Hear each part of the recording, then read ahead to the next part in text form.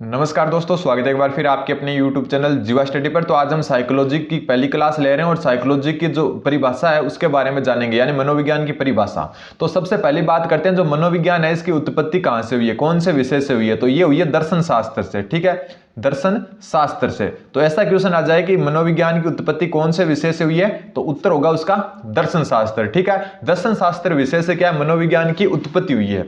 फिर हम मनोविज्ञान जो शब्द है यानी साइकोलॉजी शब्द है उसकी उत्पत्ति के बारे में जानते हैं। तो देखो, साइकोलॉजी जो शब्द है, साइकोलॉजी, ठीक है, साइकोलॉजी शब्द की उत्पत्ति जो दो ग्रीक शब्दों से हुई है। ठीक है, ग्रीक शब्द, ग्रीक जिसे क्या यूनानी भी कहते हैं, ग्रीक या फिर यूनानी शब्द। ठीक, ग्रीक या फिर यूनानी शब्द। अब देखो, जो साइकोलॉजी शब्द है उसकी दो ग्रीक शब्दों, ग्रीक शब्द कौन से थे, एक तो था साइकी, ठीक है, एक तो क्या था साइकी, और एक है लोगोस। तो इन दो शब्दों के मिलने से क्या है, साइकोलॉजी शब्द हुआ। ठीक है, ये दोनों शब्द है जो साइकी और लोगोस, ये दोनों के दोनों क्या है, ग्रीक भाषा के, जिसे यूनानी भाषा भी कहते हैं। अब देखो, जो साइकी शब्द है इसका अर्थ तो क्या हो गया, आत्मा हो गया। ठीक है, इसका अर्थ तो आत्मा हो गया। और जो लोगोस है इसका अर्थ हो गया विवेचना।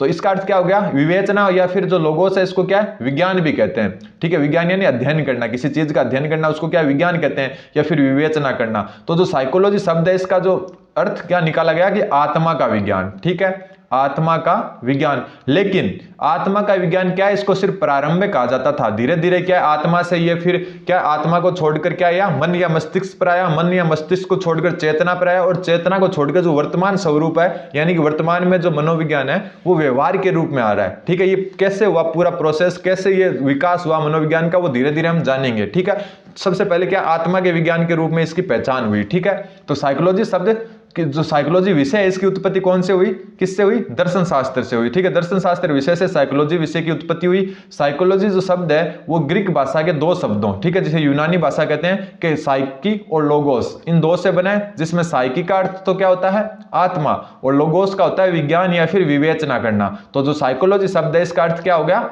आत्मा का विज्ञान। एक क्वेश्चन पूछता हूं, देखते हैं कौन क्या सही बताता है। जो साइकोलॉजी शब्द है, ठीक है, साइकोलॉजी शब्द, ऐसा क्वेश्चन आया हुआ भी है, साइकोलॉजी शब्द, ये क्वेश्चन सेकंड ग्रेड में आया है, साइकोलॉजी शब्द कौन सी भाषा का है।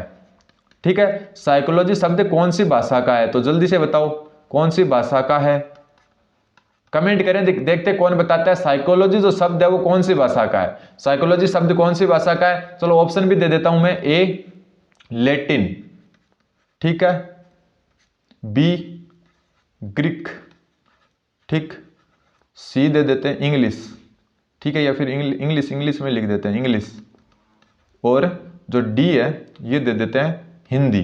तो अब बताओ जो साइकोलॉजी शब्द है, ठीक है, साइकोलॉजी शब्द कौन सी भाषा का शब्द है, तो जल्दी से बताएं, कमेंट करके बताएं। तो देखते हैं कौन बताता है। देखो, इसका जो उत्तर होगा, रेड कलर में बता देता हूं थोड़ा सा ताकि दिख जाए आपको, ये इंग्लिश होगा। ठीक है, लेकिन अब तो आप क्या बोलोगे, अभी तो बताया आपने कि साइकी और लोगोस जो ग्रीक शब्द है उनसे मिलकर साइकोलॉजी शब्द बना है।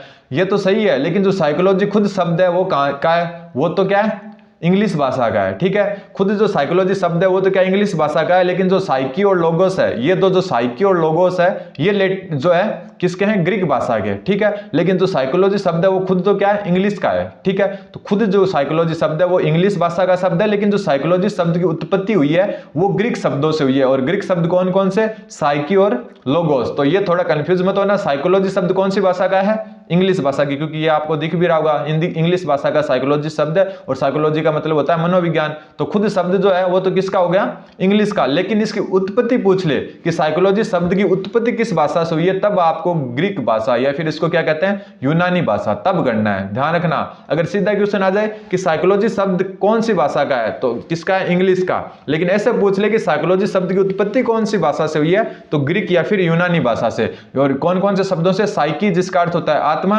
और लोगोस जिसका अर्थ होता है विज्ञान या विवेचना करना। ठीक है, तो साइकोलॉजी का अर्थ क्या निकाला, सबसे पहला जो अर्थ निकला वो था आत्मा का विज्ञान। अब देखो कैसे प्रोसेस आगे चला, जो किस ने आत्मा के विज्ञान के रूप में साइकोलॉजी को समर्थन किया। ठीक है, सबसे पहले जो मनोविज्ञान का स्वरूप आया वो था आत्मा का विज्ञान। ठीक है, आत्मा का विज्ञान, फिर धीरे धीरे ये क्या लास्ट में व्यवहार के विज्ञान पर आ गया, आत्मा का विज्ञान। आत्मा का विज्ञान, इसके जो समर्थन करता था वो कौन था, सबसे ज्यादा था प्लेटो। ठीक है, प्लेटो, सुकरात, ठीक है, ये समर्थन करता थे किस बात के, कि जो साइकोलॉजी होती है वो आत्मा का विज्ञान होती है। और एक था अरस्तु, ये 3 नाम आप याद रख लेना, क्योंकि कई बार क्वेश्चन आ जाता है कि जो आत्मा का विज्ञान है उसका समर्थन किस किस ने किया। ठीक है, आत्मा के विज्ञान के रूप में जो मनोविज्ञान का समर्थन किस किस ने किया, तो प्लेटो, सुकरात और अरस्तु। ठीक है, ये 16वीं सदी की बात है। ठीक है, 16वीं सदी की बात है ये। तो सबसे पहले जब दर्शन शास्त्र के रूप में पढ़ा जाता था, लगभग जो दर्शन शास्त्र है वहीं से क्या साइकोलॉजी जो विषय है उसकी उत्पत्ति हुई है। तो जो 16वीं सदी के आसपास क्या है, जो साइकोलॉजी है उसे आत्मा का विज्ञान कहा जाता था। और इसके समर्थनकर्ता कौन कौन थे, प्लेटो, सुकरात और अरस्तु। लेकिन धीरे धीरे क्या इस मत का समर्थन कम हो गया। ठीक है, इस मत का समर्थन कम हो गया और सबसे पहले जो है रेन डेकार्टे और होब्स नाम के एक दो जो मनोवैज्ञानिक आए थे, उन्होंने क्या है द्वैतवाद का सिद्धांत दिया। ठीक है, और मनोविज्ञान को एक प्रकार से दर्शन शास्त्र से अलग करने का काम किया। लेकिन जो असली रूप में जो आधुनिक मनोविज्ञान है वो 1879, ठीक है, 1879 के आसपास जो पहली प्रयोगशाला स्थापित हुई थी मनोविज्ञान की, उसके बाद में क्या है धीरे धीरे जो मनोविज्ञान है वो आधुनिक जो मनोविज्ञान है उसके रूप में धीरे धीरे ढलता गया। लेकिन जो 16वीं सदी थी उसके स्टार्टिंग में क्या है आत्मा का विज्ञान माना जाता था इसे। ठीक है, और समर्थन किस किसने किया, प्लेटो, सुकरात और अरस्तु। तो ये थोड़ा सा क्वेश्चन बनने लायक है कि ऐसे पूछ ले कि आत्मा के विज्ञान के रूप में साइकोलॉजी का समर्थन कौन कौन करता था। तो कौन कौन करता था, प्लेटो, अरस्तु और सुकरात। अब देखो थोड़ा सा ये पढ़ भी लेते हैं जो बुक का ये देखो। मनोविज्ञान 2 ग्रीक शब्दों साइकी और लोगोस से मिलकर बना है। साइकी का अर्थ होता है आत्मा, लोगोस का अर्थ होता है विवेचना करना। अतः इसका शाब्दिक अर्थ क्या हो गया, आत्मा का अध्ययन करना, या फिर कह सकते हो आत्मा का विज्ञान। ठीक है, स्टडी ऑफ सावल। अब देखो आरंभिक ग्रीक दार्शनिक ये सब क्या थे, दार्शनिक, क्योंकि तब क्या दर्शन शास्त्र के रूप में जो है मनोविज्ञान चलता था, इसलिए क्या हो गया इसको इनको दार्शनिक कहा गया। अभी जो होते हैं उनको क्या कहा जाता है, मनोवैज्ञानिक। क्यों, क्योंकि मनोविज्ञान अभी एक स्वतंत्र विषय है। पहले ये दर्शन शास्त्र का एक रूप हुआ करता था, क्योंकि दर्शन शास्त्र से ही मनोविज्ञान का रूप हुआ है। इसलिए जो प्लेटो, सुकरात और अरस्तु है ना, इन सबको क्या कहा गया, दार्शनिक कहा गया। इनकी जगह मनोवैज्ञानिक शब्द का यूज नहीं मिलता, आपको दार्शनिक ही मिलेगा। क्यों, क्योंकि ये दर्शन शास्त्र के रूप में मनोविज्ञान पढ़ा जाता था। देखो दर्शन जो दार्शनिक थे कौन कौन, एक तो अरस्तु, प्लेटो, ठीक है, और एक ये मैंने आपको नाम बता दिया सुकरात। ठीक है, अरस्तु, प्लेटो और सुकरात, इन सब ने क्या है मनोविज्ञान को आत्मा का ही विज्ञान माना। तो ये ध्यान रखना आप, मनोविज्ञान को आत्मा का विज्ञान किसने माना। अभी आत्मा के बाद में क्या है, मन या मस्तिष्क का भी आएगा, उसके बाद में चेतना का आएगा और फिर आएगा व्यवहार का। तो विकास हुआ ये, वर्तमान में व्यवहार का विज्ञान चला, मतलब व्यवहार के विज्ञान के रूप में मनोविज्ञान पढ़ा जाता है। तो वो कैसे विकास हुआ वो बता रहा हूं मैं आपको। तो ठीक है, किस किसने, प्लेटो, सुकरात और अरस्तु, सबने क्या कहा, मनोविज्ञान को आत्मा का विज्ञान कहा। लेकिन 17वीं सदी में क्या हुआ, जो दार्शनिक थे लिबनिज, लोक आदि ने क्या किया, साइकी शब्द का अर्थ मन कहा, मन यानी माइंड। ठीक है, मस्तिष्क भी कह सकते हो, कहीं पर मन को क्या कह सकते हो आप, मस्तिष्क। ठीक है, एक मिनट, मन को क्या कह सकते हो आप, मस्तिष्क। ठीक है, जो माइंड होता है अपना, ठीक है, मस्तिष्क या फिर मन का विज्ञान 17वीं सदी में जो आए थे कौन कौन, एक तो लिबनिज, ठीक है, या फिर कई जगह इनका नाम मिलता है लेबनिज। ठीक है, कई जगह बै भी मिलता है, ये लिबनिज भी मिलता है, और एक लोक। ठीक है, इनके साथ और भी थे, होप्स भी थे, कांट भी थे, स्पेरी भी थे, पेनराज भी थे। तो पहले आप देख लेना, ये आपने नोट कर लिया, तो अगली में चलते हैं। अब देखो मन का विज्ञान कैसे हुआ। ठीक है, मन का विज्ञान कैसे हुआ वो देखते हैं।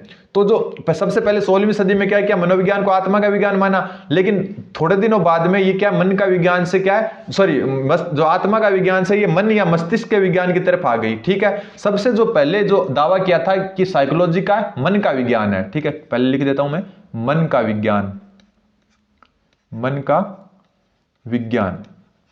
तो सबसे पहले मन का विज्ञान किसने कहा वो मैं आपको बता देता हूं। तो मन का विज्ञान पहले क्या, आत्मा का विज्ञान था। आत्मा के विज्ञान का खंडन सबसे पहले किसने किया, पोम्पोनोजी ने। ठीक है, आत्मा के विज्ञान का जो खंडन किया वो क्या था, पोम्पोनोजी ने। क्यों किया वो भी मैं आपको बता देता हूं।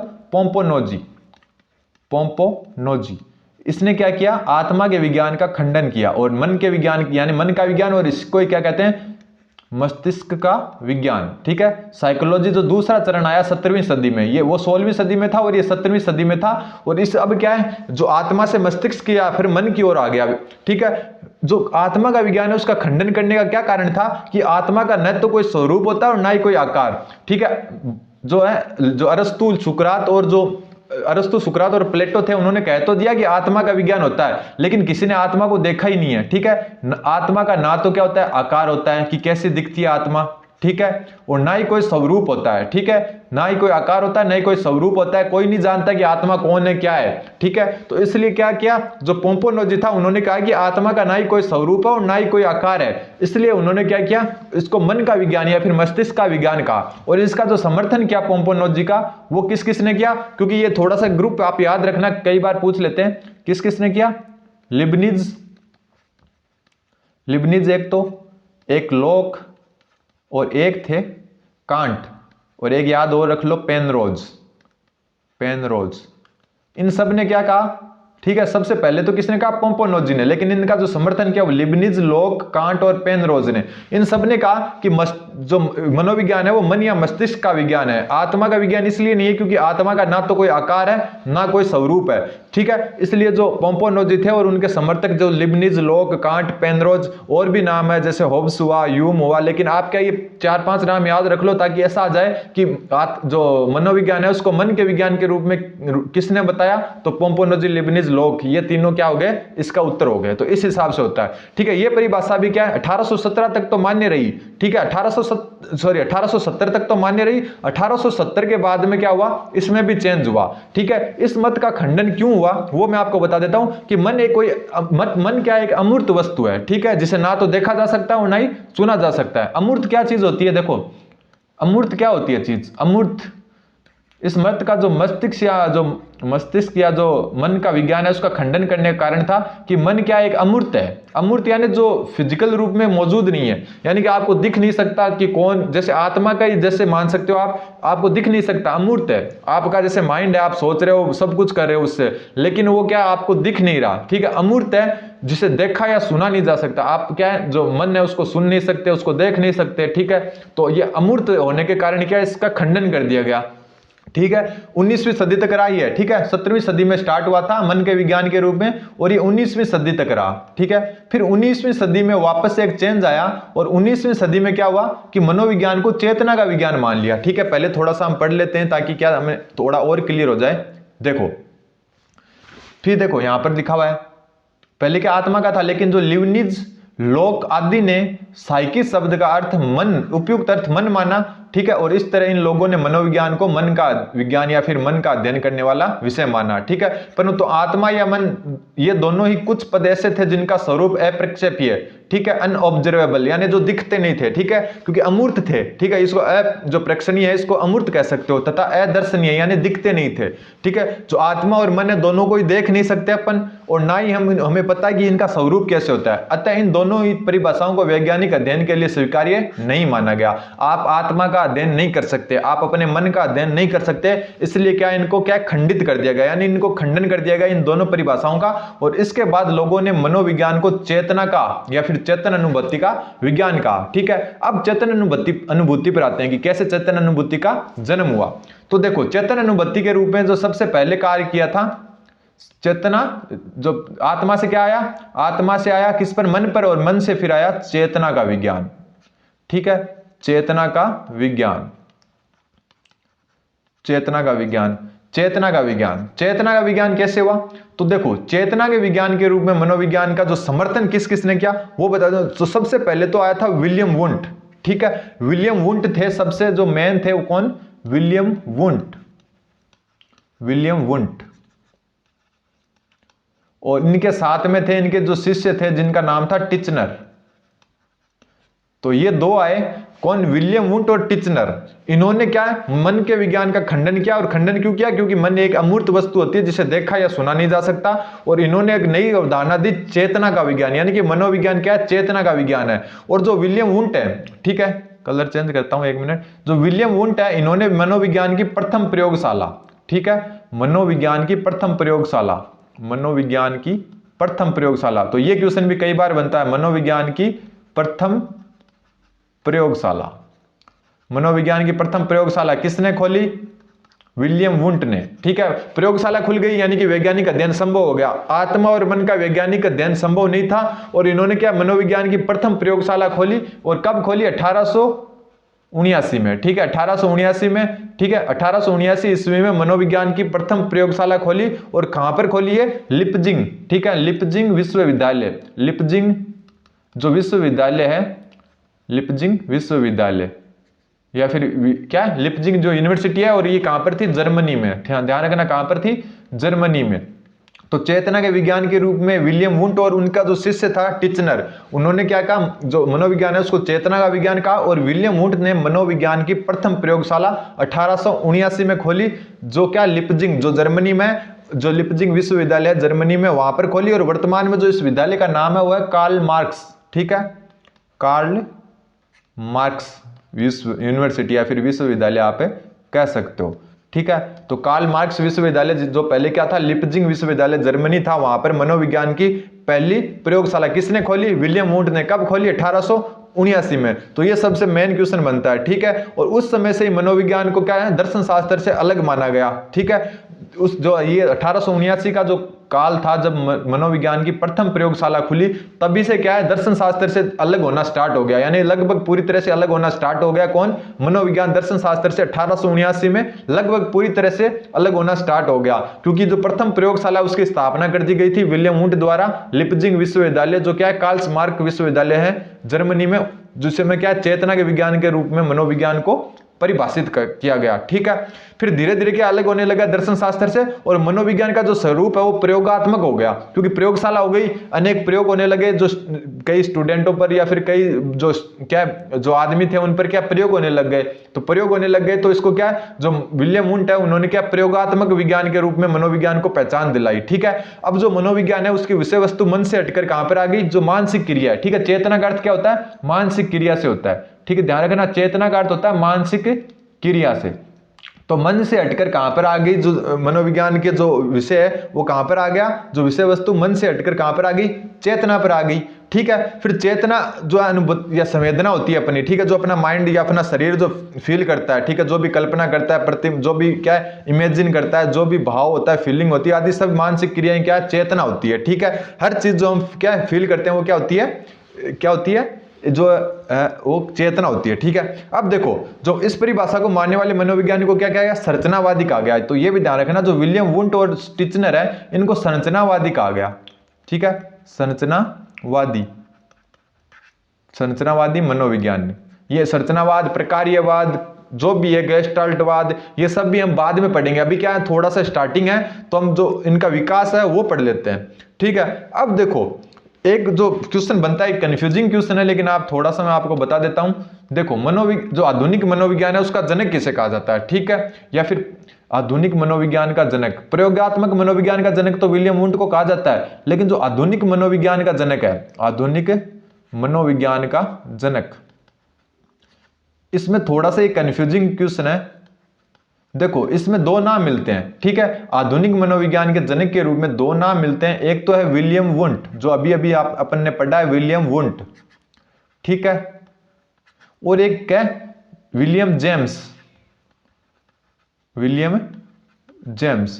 लेकिन क्या इन दोनों में कंफ्यूजन ये है कि कहीं पर तो क्या है आधुनिक मनोविज्ञान का जनक विलियम वुंट को बताया गया, और कहीं पर क्या है जो विलियम जेम्स को आधुनिक मनोविज्ञान का जनक माना गया। लेकिन आपको क्या है, विलियम वुंट को ही मानना है, ध्यान रखना, आपको क्या है, विलियम वुंट को ही मानना है, विलियम जेम्स को नहीं मानना है, ठीक है। तो आधुनिक मनोविज्ञान का जनक विलियम वुंट है। हाँ, कई जगह आपको, कई बुक में, कई गाइडों में विलियम जेम्स मिलेगा, लेकिन आपको विलियम वुंट को ही मानना है, क्योंकि इन्होंने ही प्रथम प्रयोगशाला का निर्माण किया था। अब देखो, अब है कि जैसे ही क्या है चेतना का विज्ञान आया, तो इसका भी खंडन हुआ, क्योंकि वर्तमान में व्यवहार के रूप में क्या है जो मनोविज्ञान चल रहा है, तो चेतना के विज्ञान के रूप में जो खंडन होने का प्रमुख कारण वो था कि जो सिगमंड फ्राइड थे, उनके जो सिद्धांत पढ़ेंगे हम विकास के, बुद्धि के, इनमें सब में आपको क्लियर हो जाएगा, विकास, वृद्धि, सबके सिद्धांत आएंगे आगे, ठीक है। सिगमंड फ्राइड और ये सब नाम आपके क्या जो नए स्टूडेंट है उनके एकदम क्या है फ्रेंडली हो जाएंगे, सब आप जानने लग जाओगे, ठीक है। तो जो सिगमंड फ्राइड थे, उन्होंने जो चेतन मस्तिष्क, अर्धचेतन मस्तिष्क, तो अचेतन मस्तिष्क, ठीक है, जो मस्तिष्क है उसको 3 भागों में बांटा, और क्या इस जो चेतना है इसका खंडन किया, क्योंकि क्या हर बार आदमी चेतना में नहीं रहता, कई बार वो अर्धचेतन में रहता है, कई बार अचेतन मन में भी रहता है, इस कारण क्या है इसका खंडन हो गया, ठीक है। बीच में जो ये सिगमंड फ्राइड आए थे उनके बारे में क्या हम सिद्धांत पढ़ेंगे, इनका मनोविश्लेषणात्मक सिद्धांत, तो उसमें थोड़ा सा क्या ध्यान से पढ़ेंगे इनके बारे में। बाकी हम क्या अभी थोड़ा देख लेते हैं, ठीक है। सबसे पहले किसका था, आत्मा का, आत्मा से मन या मस्तिष्क पर आया, फिर आया चेतना पर, और जो लास्ट आया वो था आज जो वर्तमान युग में है व्यवहार का विज्ञान। किसका, व्यवहार का विज्ञान।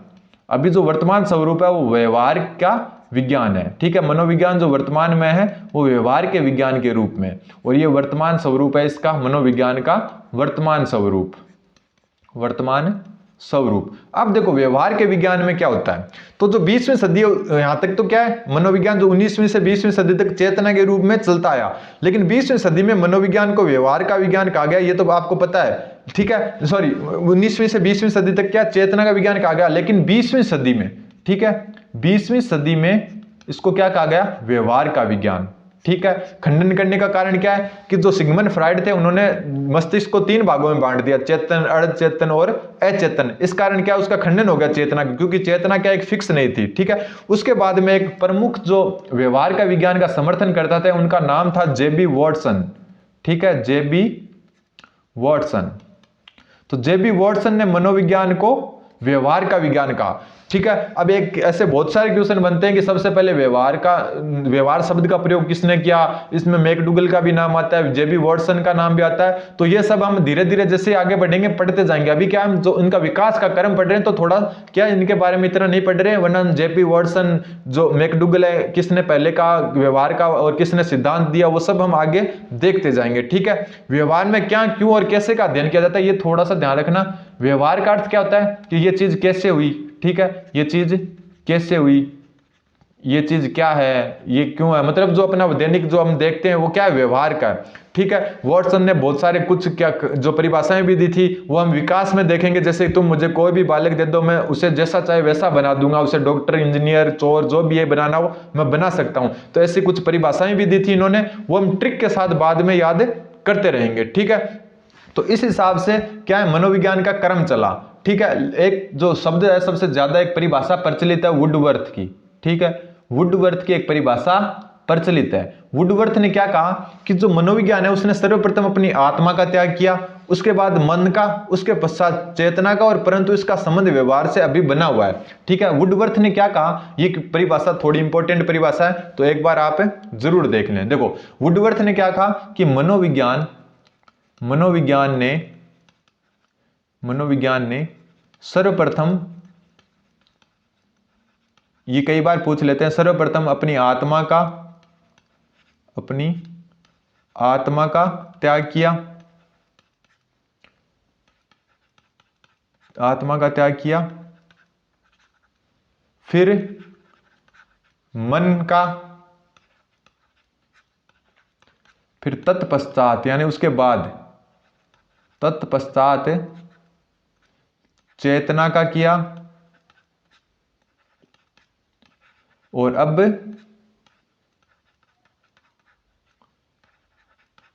इसका संबंध व्यवहार से बना हुआ है, ठीक है, व्यवहार से बना हुआ है। तो ये बात किसने की, वुडवर्थ ने, क्योंकि मैंने आपको समझाया पहले आत्मा का विज्ञान था, उसके बाद में क्या है मन या मस्तिष्क का हुआ, फिर हुआ किसका, चेतना का, और वर्तमान में क्या है व्यवहार का। तो वुडवर्थ थे एक मनोवैज्ञानिक थे, उन्होंने क्या किया, मनोविज्ञान ने सर्वप्रथम अपनी आत्मा का त्याग किया, फिर मन का, तत्पश्चात चेतना का किया, और अब इसका संबंध किससे बना हुआ है, व्यवहार से बना हुआ है। धीरे धीरे क्या व्यवहार में भी थोड़ा सा परिवर्तन हो रहा है, ठीक है। पहले सिर्फ और व्यवहार का क्या सब पहले क्या सिर्फ और सिर्फ व्यवहार का विज्ञान माना गया, लेकिन अभी जो धीरे धीरे वर्तमान में क्या है व्यवहार के साथ साथ जो अपनी अनुभूतियां हैं, ठीक है, जो अपन अनुभव करते हैं उसको भी क्या है जो व्यवहार में ही इंक्लूड कर लिया गया है। तो धीरे धीरे क्या विकास हो रहा है, ठीक है। कई वैज्ञानिक है जो एटकिंस, हिलगार्ड वगैरह, वो मनोविज्ञान व्यवहार तथा मानसिक प्रक्रिया दोनों का अध्ययन का विज्ञान मानते हैं इसे, वो सब हम क्या धीरे धीरे पढ़ते जाएंगे। अभी हम आगे पढ़ेंगे जो मनोविज्ञान के बारे में परिभाषाएं किस किस ने दी है वो अगली क्लास में देखेंगे कि वॉटसन ने क्या कहा है, मैकडूगल ने क्या कहा है, और जो ये परिभाषाएं हैं वो मैं आपको एक अलग तरीके से याद करवाऊंगा ताकि आपको क्या इजीली याद हो जाए। तो ये वुडवर्थ वाली परिभाषा याद रखना, मनोविज्ञान ने सर्वप्रथम अपनी आत्मा का त्याग किया, फिर मन का, तत्पश्चात चेतना का, और अब इसका संबंध किससे बना हुआ है, व्यवहार से बना हुआ है। तो धन्यवाद, बने रहे जीवा स्टडी के साथ।